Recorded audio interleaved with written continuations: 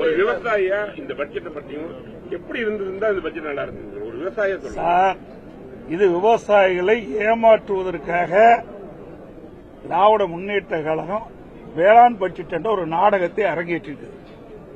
இந்த வேளாண் பட்ஜெட் திராவிட முன்னேற்ற கழகம் இந்த 5 ஆண்டு காலமாக சட்டமன்றத்தில் தாக்கல் செய்யப்பட்ட வேளாண் பட்ஜெட் ஒரு கண் துடைப்பு. விவசாயிகளை ஏமாற்றுவதற்காக இந்த ஆட்சியாளர்கள் செய்கின்ற நாடகம். இதனால என்ன பயன் இருக்குது? எல்லாம் இந்த மானிய கோரிக்கைகள் வருது, ஒவ்வொரு துறை இருக்குது, அந்த துறை வாரியாக என்னென்ன திட்டத்தை கொண்டு வரணும் அதுல விவரமா இருக்கும். எல்லா மானிய கோரிக்கைகளையும் அதெல்லாம் உள்ளடக்கி ஒரு புத்தகத்தை போட்டு 1.25 நாள் எங்களை எல்லாம் அமர வச்சு என்ன அதுல ஏதாவது இருக்கு நாங்களும் பார்த்துக்கிட்டே இருக்கிறோம். ஒன்னையுமே காணோம்.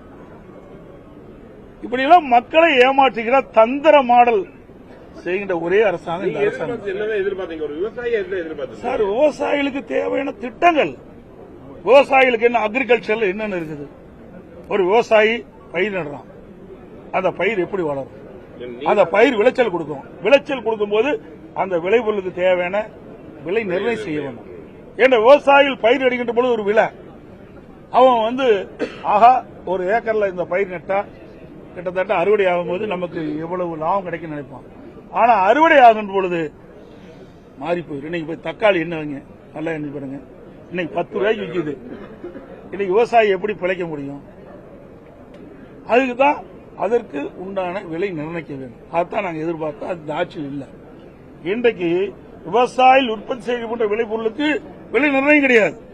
இன்றைக்கு இந்த மைக்கு தயார் பண்றாங்க, இதுக்கு விலை நிர்ணயம் பண்றாங்க. இந்த கேமரா தயார் பண்றாங்க, அதுக்கு விலை நிர்ணயம் பண்றாங்க. இந்த சட்டை தயார் பண்றாங்க, இந்த சட்டைக்கு விலை நிர்ணயம் பண்றாங்க.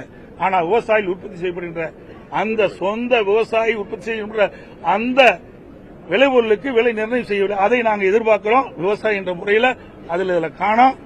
விவசாயிகள் என்ற முறையில் நான் வருத்தப்படுறேன். ஆனா இது ஒரு கடினமானதுதான். இருந்தாலும் இந்த வேளாண் பட்ஜெட் என்று அறிவிக்கின்ற போது வேளாணுக்கு நன்மை கிடைக்கின்ற பட்ஜெட்டா இருக்கணும், கண் துடைப்பு பட்ஜெட்டா இருக்கக்கூடாது.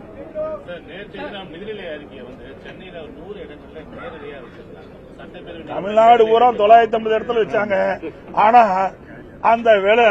அந்த எல்இடியில திரு சீமான் அவர்கள் பேசுறதுதான் தெளிவா வந்திருக்குது. அதைத்தான் மக்கள் பார்த்து ரசிச்சிருக்கிறாங்க, பட்ஜெட் பார்த்து ரசிக்கல. அனைவருக்கும் நன்றி, வணக்கம்.